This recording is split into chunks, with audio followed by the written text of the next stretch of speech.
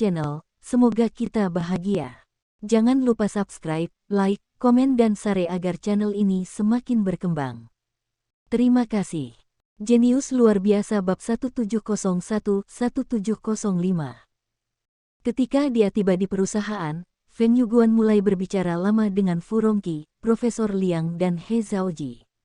Tidak ada orang lain yang diizinkan masuk, jadi tidak ada yang tahu keputusan apa yang telah mereka buat. Namun, kali ini minyak mentah turun, Kirilenko tidak menelepon Feng Yu, yang juga membuat Feng Yu agak tidak terbiasa. Kirilenko juga memiliki tim sendiri yang semuanya ahli dari Eropa dan Amerika. Analisis para ahli tersebut juga berpendapat bahwa harga minyak mentah memiliki baseline, yaitu $80. Batasan ini, yang telah mereka diskusikan sendiri, akan sulit untuk dilampaui. Tahun lalu, garis yang mengeksplorasi $80 turun kembali tetapi bukannya tanpa peluang. Setelah garis ini terlampaui, maka akan naik hingga sekitar $100, yang merupakan garis lainnya. Garis inilah yang mereka anggap sebagai garis aman. Pialang Kirilenko percaya bahwa harga minyak mentah pada akhirnya akan naik hingga hampir $100. Adapun terobosan $100, mereka percaya bahwa peluangnya kecil dan kemungkinannya mendekati nol. Harga minyak mentah sepertinya tidak akan naik drastis. Negara pengimpor minyak mentah seperti negara beras dan China pasti tidak akan membiarkan hal tersebut terjadi. Analisis ini berbeda dengan apa yang dikatakan Feng Yu. Kirilenko juga menyalakan api pada saat itu dan menganggap orang-orang ini biasa-biasa saja. Feng Du mengatakan harga minyak mentah pasti akan melebihi $100, bahkan menembus $140. Hal ini terutama bergantung pada apakah beberapa berita dapat muncul. Jika berita tersebut gagal muncul, maka mereka akan mencari cara agar berita tersebut muncul. Seperti yang dikatakan Feng, Kirilenko yakin bahwa bahkan perubahan dalam sistem total negara, Feng dapat memprediksi secara akurat, belum lagi fluktuasi harga minyak.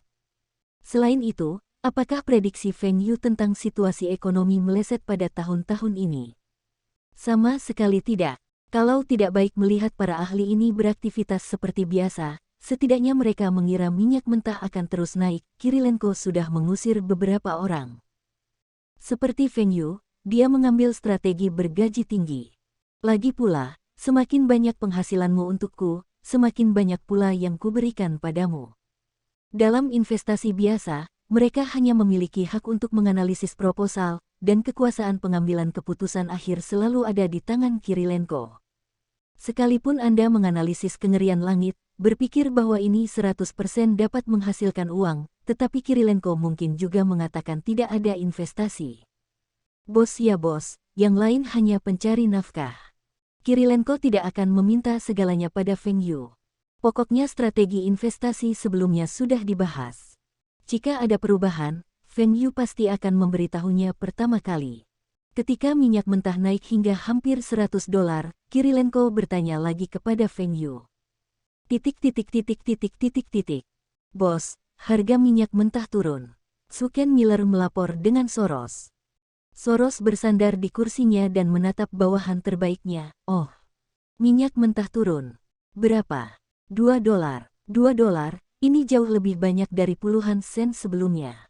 Saya ingat Anda memberitahu saya bahwa perusahaan Feng, tampaknya pembelian utamanya adalah minyak mentah naik, bukan? Soros memiliki senyum tipis di wajahnya. Anda Feng Yu juga punya hari ini, tidak menyangka minyak mentah akan turun. Tidakkah Anda mengira The Fed akan menaikkan suku bunga secara tiba-tiba? Menjual dan menekan dolar akan membuat Anda semakin rugi. Dalam situasi saat ini, Anda tidak bisa berhenti. Selama Feng Yu tidak berhenti menjual dolar AS, investasi Soros pada minyak mentah, mata uang, indeks saham, dan investasi lainnya akan terus memberikan keuntungan baginya. Ya, Feng terutama membeli minyak mentah dan membeli beberapa saham, tapi dia tidak menghasilkan uang dari sisi saham. Kali ini margin keuntungan Feng jauh lebih kecil dari kita. Suken Miller agak bangga. Dana kuantum itu dikalahkan di tangan Feng Yu, sehingga mitra aslinya terpisah. Bahkan nama hedge fund pertama di dunia kuantum fund pun hilang. Kali ini, mereka harus mendapatkan kembali gelar dana lindung nilai pertama di dunia dengan keuntungan tinggi, dan akan mematahkan mitos Feng Yu dan membuat Feng Yu berdiri tegak. Apakah menurut Anda investasi Feng di kontrak berjangka minyak mentah adalah uangnya? Soros memikirkannya. Tidak yakin, tapi perbedaannya tidak akan terlalu besar. Meskipun ada banyak uang dalam konsultasi angin dan hujan, itu belum tentu lebih dari dana kuantum kami. Grup induk angin dan hujan tidak menjual saham anak perusahaannya di awal tahun, tapi berapa banyak yang mereka investasikan di dalamnya. Akuisisi bisnis perusahaan mobil lebih dari 10 miliar dolar AS. Saya mendengar bahwa Ralph masih membicarakan tentang akuisisi bisnis supermarket. Investasi proyek ini tidak akan kurang dari 7 miliar dolar. Dengan cara ini, grup induk angin dan hujan akan menginvestasikan lebih dari 20 miliar dolar AS. Di mana mereka punya uang. Bahkan jika Feng mengumpulkan sejumlah dana di Taihua Holding Group, jumlahnya tidak akan banyak. Alis Soros memilih, maksudmu, dia tidak punya uang. Mungkin ada, tapi yang pasti tidak banyak, sebaiknya dibiarkan saja untuk membuat cadangan risiko. Dan jumlah cadangan risiko ini sama sekali lebih kecil. Suken Miller berkata dengan percaya diri. Lalu mitranya, seperti Kirilenko dari Rusia, dan kampung halaman Xinjiang, apakah mereka tidak terlibat? Dana mereka semua dikuasai dan tidak terkonsentrasi. Bos, meskipun hubungan mereka baik, tetapi tidak cukup baik untuk menggabungkan dana tersebut. Feng adalah orang terkaya di dunia, tidak bisakah orang lain berpikir untuk mengungguli dia? Saya mengatakan bahwa Kirilenko memiliki latar belakang yang dalam, tidak terlalu tua, dan sangat mahal. Ia juga salah satu dari 10 orang terkaya di dunia. Tapi bagaimana orang menilai dia dan mengatakan bahwa dia tenggelam dalam cahaya Feng untuk mendapatkan hari ini? Jika saya mengatakan ini di tahun-tahun awal, mungkin Kirilenko tidak akan berpikir apapun, tetapi semakin banyak orang yang mengucapkan kalimat ini, dan semakin sering. Bukankah Kirilenko benar-benar berpikir? Semua media bisa mengatakan bahwa Kirilenko sangat sombong. Dia berulang kali mengkritik Paul Allen dan bahkan Tuan Buffett. Apakah dia benar-benar bersedia menembak di belakang Feng? Soros mengangguk, analisis ini sangat masuk akal. Setelah sampai di Kirilenko, siapa yang tidak ingin duduk di singgasana dunia? Sama seperti Sorosnya, pakar keuangan yang pertama kali dikenal sebagai orang kedua di Amerika, yang pertama adalah Buffett.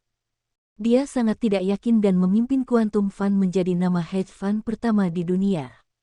Ia juga dikenal sebagai manajer dana lindung nilai nomor 1 di dunia. Namun saat itu, Buffett telah dihormati sebagai dewa saham, ahli keuangan nomor 1 dunia. Soros akan berpikir bahwa ia dapat menyelesaikan transendensi selama gejolak keuangan Asia, tetapi tidak menyangka bahwa kehilangan kudanya yang terakhir, tidak hanya tidak menghasilkan uang, tetapi juga kehilangan banyak uang, sehingga ia semakin jauh dari dunia. Dunia, belum lagi, biarkan Feng disebut sebagai dewa investasi keuangan yang baru. Semua orang ingin menjadi yang pertama, tidak ada yang ingin menjadi yang kedua, sehingga kekuatan Feng tidak sebesar yang dia bayangkan, maka kali ini, mungkin itu adalah kesempatannya untuk Soros. Feng Yu mengatur pihak Xinjiang dan kembali ke negara itu. Saat beritanya keluar, dia akan datang lagi. Sekarang lebih nyaman dibandingkan tahun ini. Sederhananya, Anda dapat langsung melakukan panggilan video melalui jaringan. Banyak hal, yang jaraknya ribuan kilometer, dapat digunakan sebagai tatap muka. Tentu saja pengembalian Feng Yu juga merupakan hal yang sangat penting, yaitu pinjaman. Meskipun pinjaman tersebut tidak terlalu mengkhawatirkan, sudah terlambat untuk menunggu. Bank umum dalam negeri tidak dapat memberikan pinjaman komersial valuta asing, bahkan dapat langsung memberikan pinjaman kepada lembaga komersial luar negeri, namun proses persetujuan ini sangat merepotkan. Feng Yu berencana menggunakan banyak hipotek aset dalam negeri, tetapi juga meminjam valuta asing, dan mentransfer ke dunia luar, ini bahkan lebih merepotkan. Sederhanakan prosesnya. Hanya ingin memberimu lampu hijau. Zhang Ruiqiang mengerutkan kening dan bertanya. Ya, saya berharap ketika saya membutuhkannya, saya dapat menyelesaikan pinjaman saya dalam waktu 24 jam dan masuk ke rekening saya di luar negeri. Zhang Ruiqiang menggelengkan kepalanya, ini jelas tidak cukup. Tidak ada pinjaman bank yang dapat diselesaikan dalam waktu 24 jam.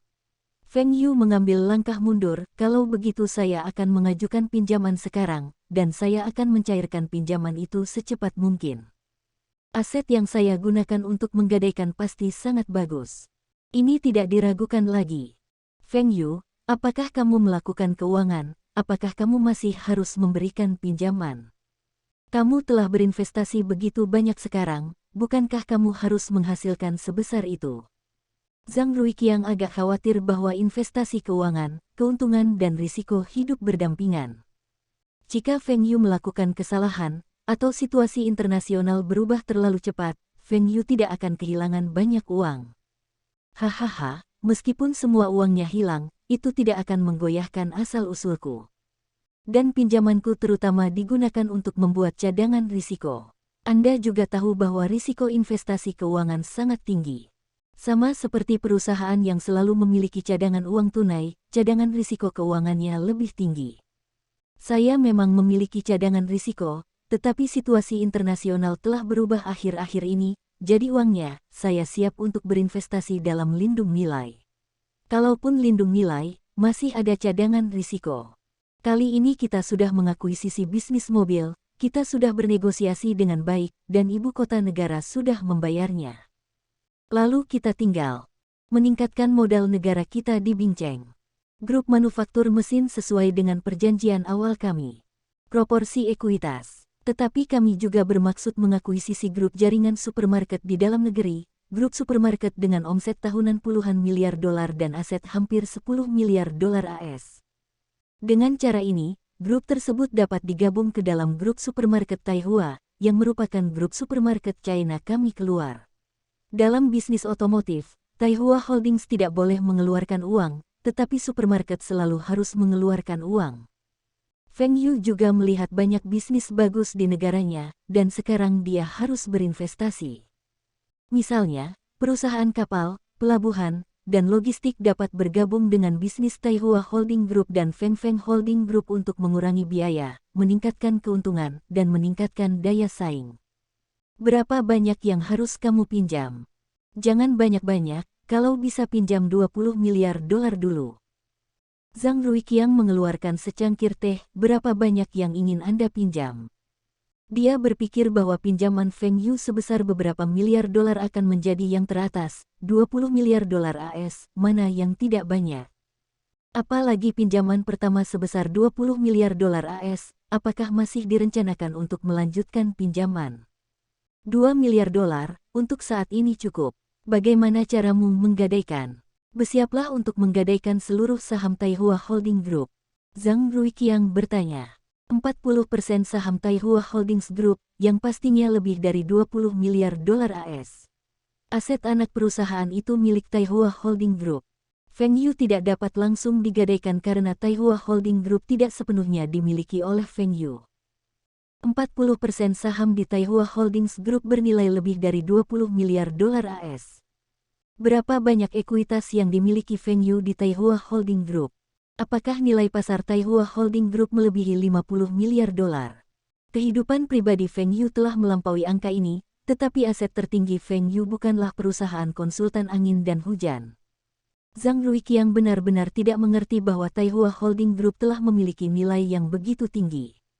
Mendengarkan maksud Feng Yu, sepertinya jauh lebih tinggi. Feng Yu, jika Anda meminjam, aset hipotek harus selalu sekitar 50% lebih tinggi dari jumlah pinjaman. Khususnya, Anda masih meminjam valuta asing, jumlahnya sangat besar, dan Anda harus mentransfer ke rekening luar negeri. Feng Yu memutar matanya, apa maksudmu? Apakah menurutmu ini adalah transfer aset ke dunia luar? Sekarang banyak orang kaya yang melakukan hal ini. Banyak dari mereka yang mendaftarkan perusahaannya di luar negeri, dapat membayar pajak lebih sedikit dan bahkan mengubah kewarganegaraannya agar membayar pajak lebih sedikit. Mereka tiba-tiba menjadi orang asing dan kemudian terus menghasilkan uang di Tiongkok. Feng Yu sangat meremehkan hal ini. Jika ingin mengubah tempat pendaftaran perusahaan, tidak masalah mengubah tempat pendaftaran perusahaan, namun kewarganegaraan orang tersebut juga ikut berubah. Secara khusus, banyak orang memiliki rasa superioritas yang tinggi, yang membuat Feng Yu kesal. Aku percaya padamu, aku harus percaya padamu, tapi beritanya akan menyebar, dan orang-orang mungkin tidak mempercayaimu. Selain itu, pinjamannya akan menjadi 50% lebih tinggi. Ini tidak baik untukmu. Tabung di atas sangat ketat. Feng Yu melambaikan tangannya, siapa bilang ekuitas yang saya ambil tidak bernilai 30 miliar dolar AS? Apakah Anda tidak melihatnya? Media asing melakukan penilaian terhadap kelompok penahan angin dan hujan awal tahun ini, asetnya sudah melebihi 80 miliar dolar AS, atau konservatif. Perkiraan. Hasil nyata, izinkan saya memberitahu Anda bahwa kepemilikan angin dan hujan bernilai lebih dari 100 miliar dolar. Dan jika Anda keluar, Anda tidak akan menjual saya 200 miliar dolar. Jika grup induk angin dan hujan go public, atau jika ada lebih dari beberapa anak perusahaan yang terdaftar, asetnya pasti akan melebihi 200 miliar dolar AS. Yang terpenting, Wind and Rain Holdings Group menguasai banyak pasar penting di Tiongkok, memiliki banyak teknologi yang dipatenkan dan sangat menguntungkan, serta memiliki banyak merek yang berharga. Merek-merek ini lebih bernilai dibandingkan kebanyakan perusahaan dalam negeri. Lalu bagaimana cara membayar pajak tahun ini? Zhang Ruiqiang marah. Apakah pajak ada hubungannya dengan omset, dan ada hubungannya dengan pertumbuhan aset kita? Anda mengatakan bahwa kami memiliki kartu badai, dan institusi merek asing bernilai puluhan miliar dolar. Namun apakah kita masih membayar pajak untuk nilai merek? Tak ada alasan. Apa? Sekarang negara ini tidak berurusan dengan dolar AS. Saya ingin meminjam uang dari dolar AS, bukan euro. Dan saya akan menyampaikan pesan kepada Anda. Ketika dolar AS mencapai akhir tahun depan, depresiasinya pasti akan terjadi. Lebih lanjut, bagian dari kerugian depresiasi ini, saya juga dapat menanggungnya, selama bank bersedia memberi saya lebih banyak pinjaman. Ini, aku akan meminta bantuanmu. Apakah kamu harus membuatnya sebesar itu? Feng Yu memandang bola dunia di atas meja dengan samar, uangnya lebih sedikit, itu tidak akan berhasil. Setelah membicarakan hal ini, Zhang Ruiqiang bertanya dengan rasa ingin tahu, Feng Yu, mengapa Anda tidak bersedia membiarkan perusahaan itu go public? Anda tidak berusaha menghasilkan uang, misalnya, grup supermarket Taihua Anda sudah bisa go public. Jika supermarket Taihua terdaftar, maka dana yang terkumpul pasti bisa mencapai angka yang sangat besar. Akuisisi grup supermarket di tanah air tidak memerlukan pinjaman sama sekali. Ini sangat nyaman. Bukankah ini merupakan pilihan umum bagi banyak perusahaan untuk melakukan ekspansi? Lao Zhang, untuk apa listingnya? Untuk menggalang dana, saya bisa meminjam uang, kenapa saya harus ke pasar untuk menggalang dana? Walaupun meminjam uang butuh bunga, tapi setelah listing, kita juga harus membayar dividen kepada pemegang saham. Dan itu adalah dividen permanen. Dengan meminjam uang untuk membayar bunga, akan diperbaiki dalam beberapa tahun. Yang pendek tidak lebih dari 3 tahun. Saya tidak mampu membayar bunga bank. Katakan saja ada banyak perusahaan besar di dunia yang asetnya puluhan miliar dolar, tetapi tidak terdaftar. Salah satunya adalah mereka tidak membutuhkan uang dan tidak ingin menghasilkan uang untuk orang lain. Di sisi lain, mereka tidak mau membiarkan perusahaan. Pengungkapan keuangan, belak-belakan saja, seperti ketika Anda bertemu seseorang, orang tersebut menanyakan berapa penghasilan Anda, itu akan membuat orang merasa bahwa rahasianya diketahui oleh orang lain, sangat tidak nyaman. Berapa banyak uang yang saya hasilkan, mengapa saya harus memberitahu orang lain? Saya sudah membayar pajak yang saya bayarkan, dan saya punya banyak poin. Negara kita, bahkan orang-orang di banyak negara di dunia, punya kelompok seperti itu, yaitu kebencian. Dalam pandangan mereka, semua orang kaya pasti kaya dan acuh tak acuh. Yang dilakukan sedekah adalah memberikan emas ke wajah Anda. Anda punya waktu untuk online dan melihat, ada banyak gelombang paksa gelombang menyumbang. Ada orang yang tidak menyumbang sama sekali, atau hanya menyumbangkan sedikit uangnya, sehingga orang kaya itu bisa menyumbangkan lebih banyak uang, seolah-olah orang lain tidak menyumbang, mereka kaya. Uang orang lain juga diperoleh dengan susah payah. Kalau tidak mencuri, Anda bisa mendapatkannya dengan mengandalkan ilmu dan keringat. Kenapa harus menyumbangkan lebih banyak uang? Untuk berkontribusi, orang-orang kaya ini telah membayar lebih banyak pajak dan menciptakan bagi masyarakat. Nilainya lebih, kontribusinya lebih besar, dan kenapa harus dituduh oleh mereka yang kontribusinya lebih sedikit? Sebenarnya aku mengagumi beberapa orang. Aku punya orang yang kesusahan dalam hidupnya sendiri, tapi mereka tetap mendonasikan uangnya kepada orang lain. Dan iri pada orang lain menghasilkan lebih banyak. Teman-teman, saya sangat dibenci. Awal tahun, ada berita yang saya tidak tahu apakah Anda pernah melihatnya. Sebuah perusahaan milik negara melakukan dukungan diam-diam jangka panjang untuk beberapa anak yang tidak mampu bersekolah. Dan alhasil uangnya ditipu oleh sebagian orang. Pihak keluarga sama sekali tidak mengizinkan anak-anaknya bersekolah, melainkan membelanjakan uang tersebut. Lalu orang tua anak itu juga menulis surat, menelepon mencari dokter untuk meminta uang, mengatakan bahwa anak itu pergi ke sekolah untuk membeli pakaian, untuk membeli buku konseling. Departemen Kering Gelombang Pensiun, tidak begitu banyak kesejahteraan pendapatan, beban mendasar bukanlah mulai ini. Sekali lagi, masyarakat telah mensubsidi biaya sekolah anak Anda, dan bahkan kemudian mensubsidi biaya hidup. Apakah Anda harus makan dan minum di rumah Lazarus? Terlebih lagi, anak Anda tidak bersekolah sama sekali, tetapi bekerja di daerah. Akhirnya karena saya tidak mendapat uang, orang tua itu menulis surat tuntutan yang menyatakan bahwa ini adalah perbuatan jahat, dan suap. Itu juga telah diposting di internet oleh orang-orang yang memiliki hati, dan membawanya ke orang tua itu. Masalah yang sangat besar. Ketika reporter jaringan gaji pergi ke wawancara, saya menemukan bahwa kartu bank lelaki tua itu hanya memiliki lebih dari $200. Unit ruang kesejahteraan telah dijual. Dia tinggal di sebuah rumah tua dengan 1 kamar tidur. Dia bisa saja memiliki lebih kehidupan yang baik dan lebih nyaman, hanya karena dia juga merupakan universitas yang didanai oleh orang lain. Dia ingin membalas masyarakat dan meneruskan cinta ini. Ada guru lain yang membiayai seorang gadis untuk bersekolah, tetapi gadis itu belum masuk perguruan tinggi, dan guru tersebut telah membacakannya kembali untuknya. Ingin guru memberinya waktu 1-2 tahun. 10.000 biaya sekolah untuk membaca universitas 3 meja. Gurunya menolak. Dia bahkan menyatakan bahwa dia adalah istri guru. Dia juga mengatakan bahwa keduanya memiliki hubungan, dan guru itu hampir kehilangan pekerjaan dan tidak berani keluar. Semua orang melihatnya. Menunjuk ke sana, bahkan penghinaan langsung, apa yang dia andalkan. Zhang Ruiqiang mengerutkan kening. Apa yang kamu bicarakan? Bagaimana hal seperti ini bisa terjadi? Bagaimana seseorang bisa berpikir seburuk itu? Hal semacam ini, aku akan membuatkan cerita untukmu. Awan kuno, bangkitlah Kemin, lawan kebencian beras. Berikan bantuan, tetapi kamu tidak boleh membiarkan pihak lain merasa bahwa kamu harus melakukannya. Jadi dana amal Taihua kami, meskipun telah mendanai banyak mahasiswa, telah menandatangani kontrak yang setara dengan pinjaman mahasiswa.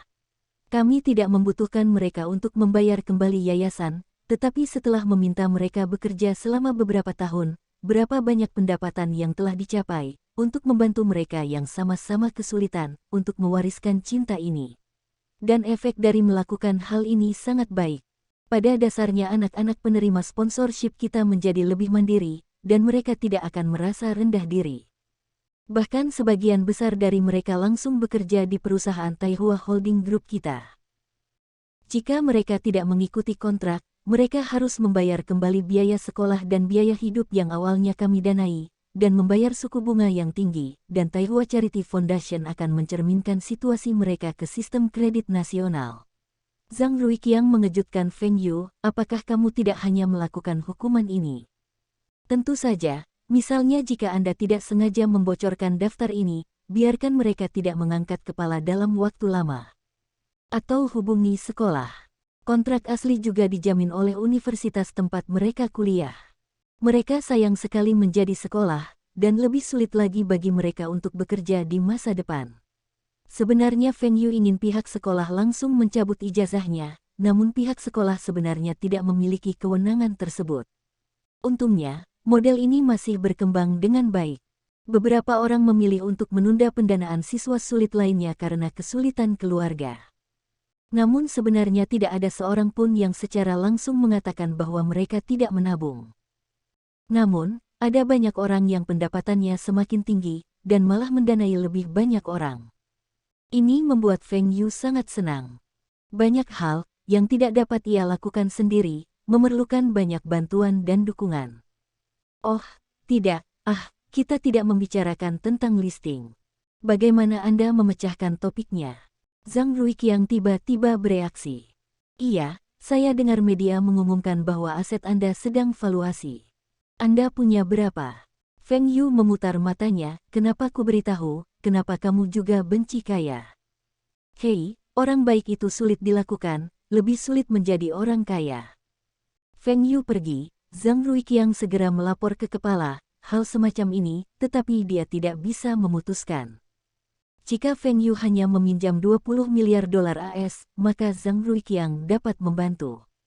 Tapi mendengarkan maksud Feng Yu, tidak hanya meminjamkan begitu banyak, siap meminjamkan lebih banyak, bukan Zhang Ruiqiang yang bisa memutuskan. Feng Yu mengatakan dolar AS mungkin terus terdepresiasi, yang berdampak sangat besar pada kebijakan cadangan devisa.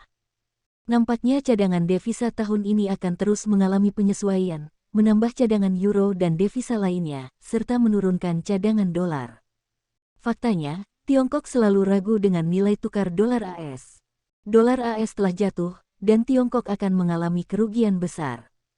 Namun hal ini juga dapat menurunkan kredibilitas dolar dan mengurangi peran dolar. Tentu saja peran ini tidak dapat sepenuhnya digantikan oleh euro, DEL. Mengapa rem tidak dapat meningkatkan status tertentu? Bahkan di kancah internasional, status rem tidak sebaik dolar Hong Kong. Berapa banyak ini? Dolar AS, pound Inggris, dan euro adalah tiga yang tertinggi dalam hal status mata uang internasional. Sulit untuk mengatakan siapa yang kedudukannya lebih tinggi dan sering mengalami perubahan dalam hidup. Dulunya adalah pound, sekarang menjadi dolar, dan mungkin tahun depan menjadi euro. Status dolar Kanada, dolar Australia, dan dolar Singapura juga berada di atas rem. Jika bukan dampak krisis keuangan Asia, maka status yen dan baht Thailand akan jauh tertinggal. Mata uang negara besar sangat rendah, bagaimana mungkin China tidak mau meningkatkan status rem? Situasi seperti ini lebih nyaman untuk penyelesaian perdagangan luar negeri, dan juga memungkinkan RMB mempengaruhi lebih banyak negara, yang berarti bahwa Tiongkok dapat berdampak pada perekonomian lebih banyak wilayah, dan juga memungkinkan Tiongkok mengurangi sejumlah cadangan devisa.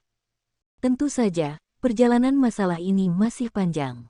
Hanya perbaikan status internasional Tiongkok yang berkelanjutan, khususnya di bidang ekonomi, politik, dan pemerintahan, yang benar-benar dapat mencapai hal ini. Setelah Zhang Ruiqiang melaporkan berita tersebut kepada petinggi, banyak orang berkumpul untuk membahasnya, termasuk presiden beberapa bank besar. Saham Taihua Holding Group adalah aset berkualitas tinggi. 40%, nilainya benar-benar melebihi 30 miliar dolar AS. Para pemimpin ini belum pernah melihat jumlah yang begitu besar. Beberapa BUMN mempunyai aset yang lebih tinggi dari ini. Misalnya, Huaxia Petrochemical, Huaxia Petroleum, dan sebagainya, yang nilai pasarnya puluhan miliar dolar di tahun-tahun awal, dan bank-bank komersial milik negara tersebut. Nilai pasar dari pasar tidak boleh diremehkan. Tapi itu adalah perusahaan nasional. Feng Yu adalah perusahaan swasta. Bisakah itu sama? Dan ini masih merupakan perusahaan non-listed, bahkan lebih jarang lagi yang menunjukkan bahwa asetnya sama sekali tidak tinggi. Kami menghitung berdasarkan nilai pasar dan rasio saham anak perusahaan yang dikuasai Taihua Holding Group. 40% ekuitas Taihua Holding Group sudah pasti melebihi 30 miliar dolar AS dan pinjamannya 20 miliar dolar AS. Hanya saja setelah dia memberikan pinjaman, dia harus menghasilkan uang untuk membuat rekening di luar negeri. Bolehkah? Tanya seorang presiden. Acara khusus, aku masih ingin percaya pada Feng Yu, kata seorang pemimpin. Tetapi Feng Yu ingin menghasilkan begitu banyak uang.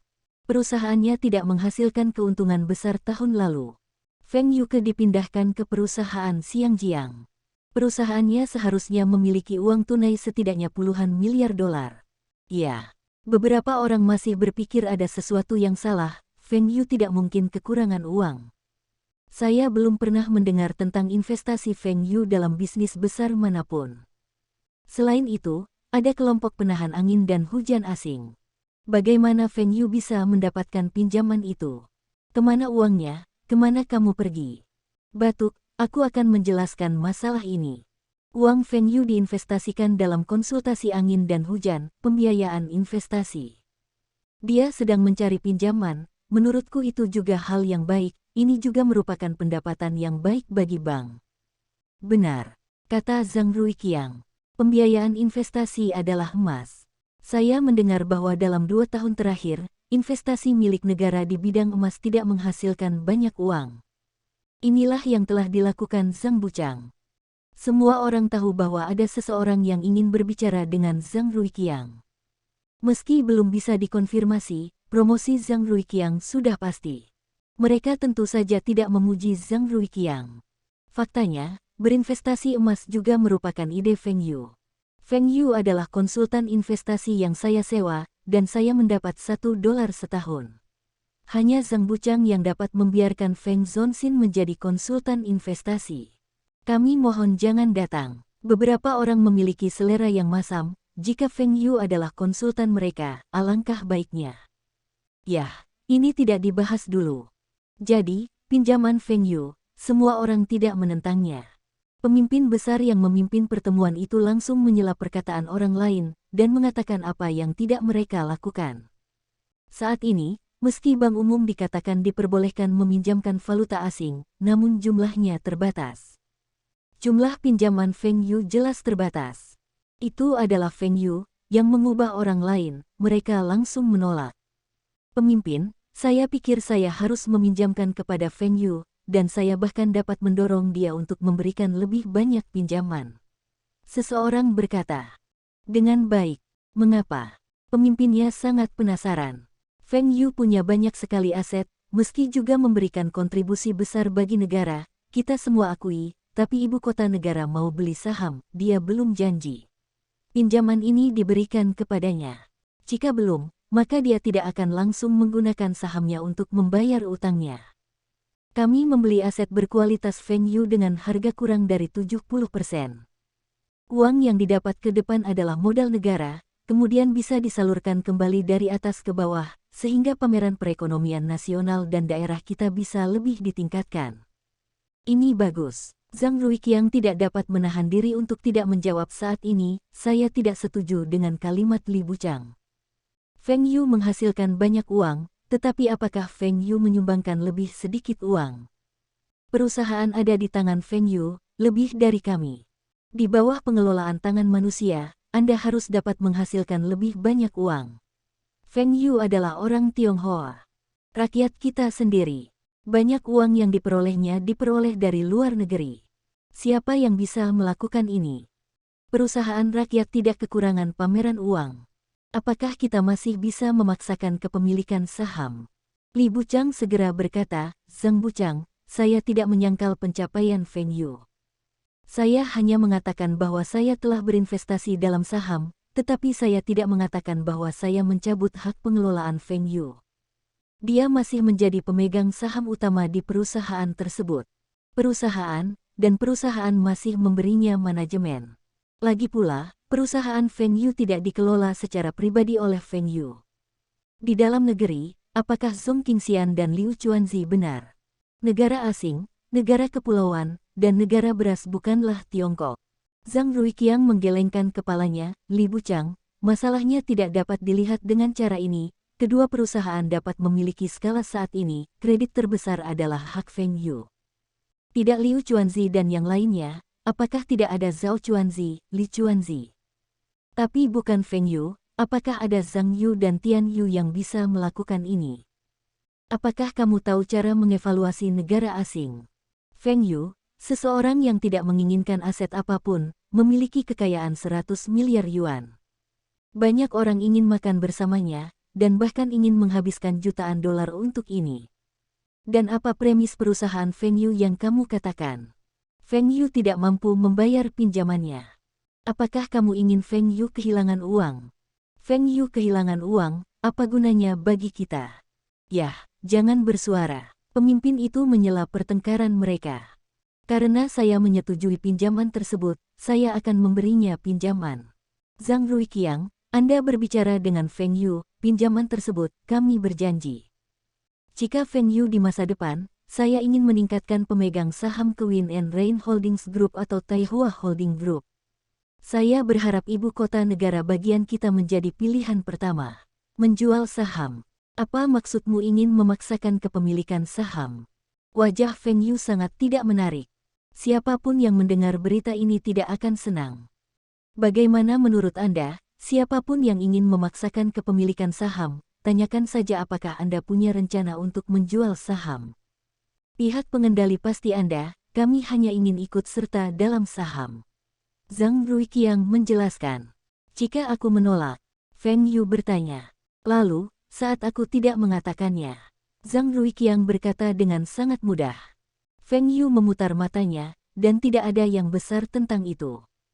Ia mengira ada yang pingsan dan ingin menelan hartanya. Feng Yu, apakah kamu akan menjual saham ini di masa depan? Belum tentu, mungkin akan laku sedikit. Lihatlah kehidupan orang kaya dan orang kaya, yang tinggal di istana besar, dan di masa lalu, istana tidak bisa menandingi. Saya, seberapa besar villa yang saya tinggali, mungkin saya akan menjual sebagian saham dan meningkatkan kehidupan saya. Zhang Ruiqiang. Seolah-olah Anda sedang berjuang, berapa banyak uang yang dikeluarkan oleh sistem kontrol rumah pintar di rumah Anda, dan bernilai ratusan juta dolar untuk membuka dan membuatnya. Kalau memang berniat menjual saham, maksudnya di atas, saya berharap aset milik negara bisa menjadi pilihan utama Anda. Zhang Ruiqiang adalah warnanya. Anda juga melihat berapa nilai saham saya. Saya menjual sebagian, Anda memberi saya uang tunai. Tidak apa-apa, tetapi apa yang saya investasikan dengan uang.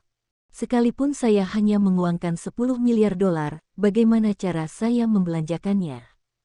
Anda tidak seharusnya mungkinkah saya tidak berpikir saya punya uang, lalu menyumbangkannya? Mengapa aset banyak orang kaya tidak dijual? Bahkan jika mereka tahu bahwa ini adalah waktu terbaik untuk menjual aset, mereka lebih memilih melihat nilainya turun dan tidak menjualnya. Ada yang karena masalah hak penguasaan, dan ada pula yang tidak perlu menguangkan begitu banyak uang, apa yang mereka lakukan. Sama seperti Feng Yu, setiap tahun adalah dividen saham biasa, itu sudah merupakan angka yang sangat besar, dan kebanyakan orang ingin kehilangan, itu sangat sulit, apalagi keluarga Feng Yu. Tidak dikalahkan. Apakah tujuan investasi Anda masih kurang? Ada begitu banyak perusahaan yang layak berinvestasi di dunia, tidak ada yang tertarik pada Anda. Tentu saja saya baru saja mengatakan bahwa Anda juga mengatakan bahwa pensiun kapak asing, bahkan dana penelitian sekolah, semua mengambil investasi, biarkan uang menghasilkan uang, dapat melakukan lebih banyak hal. Misalnya, bonus Nobel sekarang beberapa kali lebih banyak daripada uang yang disumbangkan Nobel, dan bonusnya sangat banyak setiap tahunnya. Ini adalah hasil dari beberapa orang yang mengkhususkan diri pada dana bonus ini. Zhang Tua, apa maksudmu? Kamu tidak tahu harus berinvestasi apa, dan kemudian berpikir bahwa berinvestasi di perusahaanku lebih hemat biaya. Tangan yang baik benar-benar dikalahkan olehmu. Feng Yu menggelengkan kepalanya, dan dia masih tidak tahu bagaimana menggunakan uang itu. Merupakan sebuah tragedi untuk menghasilkan lebih banyak uang. Keingintahuan Zhang Ruiqiang, apa maksudmu? Apa maksudmu? Sederhana sekali. Pasar manakah di dunia yang perkembangan ekonominya paling cepat? Ini adalah Tiongkok kita. Kebangkitan berbagai industri telah menarik perhatian dunia. Bagaimana Anda melakukannya? Mentransfer keuntungan dari beberapa perusahaan, dan kemudian mengalokasikan dana untuk pembangunan lokal. Bahkan untuk pameran lokal, menarik investasi asing tidak benar. Akibatnya, perusahaan-perusahaan yang semula untung karena dipompa terlalu banyak, kekurangan dana untuk berinvestasi dalam penelitian teknologi, sehingga keuntungannya semakin berkurang. Dan perusahaan-perusahaan lokal yang menguntungkan, Anda semua memberikan investasi asing. Salah, mereka sudah menyumbang banyak penerimaan pajak, membuka lapangan kerja, dan membiarkan perekonomian lokal dipamerkan, tapi keuntungannya besar, dan diperoleh modal asing. Anda, aset-aset milik negara ini, sekarang akan keluar dan berinvestasi di luar negeri, tetapi Anda berinvestasi di apa? Apakah membeli sedikit dana itu investasi? Dana memang lebih tinggi dari bunga bank, tapi kalau dihitung inflasi, dana umum hanya bisa menghemat uang. Investasi apa ini? Pasar domestik membuat modal asing lebih murah. Anda punya banyak uang, tetapi Anda hanya tahu investasi pelestarian modal. Apakah Anda mengatakan bahwa Anda punya peluang bagus untuk dikalahkan? Zhang Ruiqiang berkata dengan tidak senang, kami ingin menunjukkan perdagangan luar negeri dan menarik investasi asing. Inilah yang dilakukan seluruh dunia. Apa yang salah dengan ini? Kami mengambil uang untuk berinvestasi dan mendapatkan uang orang asing. Apa yang salah dengan ini? Kamu masih belum mau paham. Saya tidak bilang kamu salah total. Tinggal kamu yang memikirkannya. Surplus atau defisit. Di beberapa industri, kita bisa berinvestasi pada diri kita sendiri. Kenapa kita harus berinvestasi di luar negeri? Investasi. Jika mereka menguasai teknologi-teknologi utama, banyak dari mereka hanyalah industri sederhana. Hal ini memerlukan dana. Mengapa harganya lebih murah?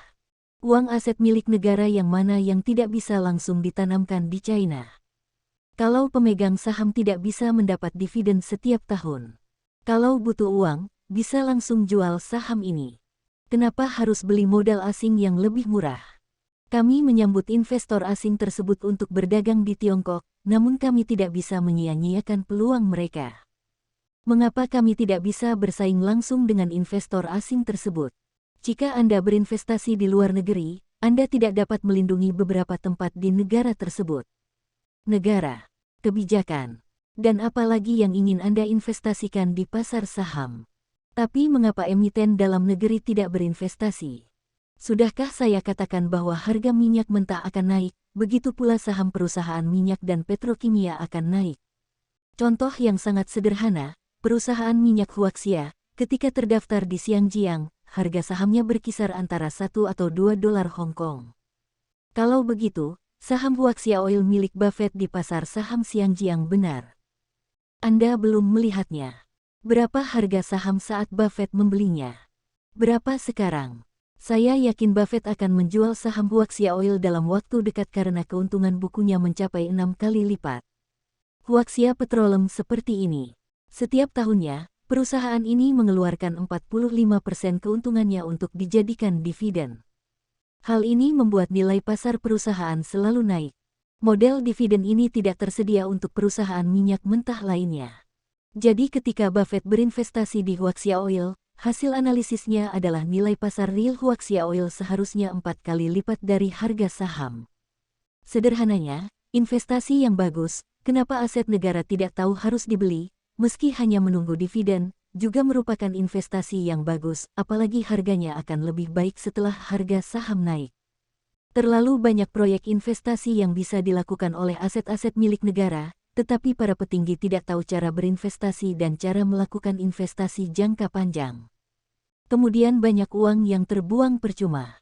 Bersambung, terima kasih telah menyaksikan dan mendukung channel ini.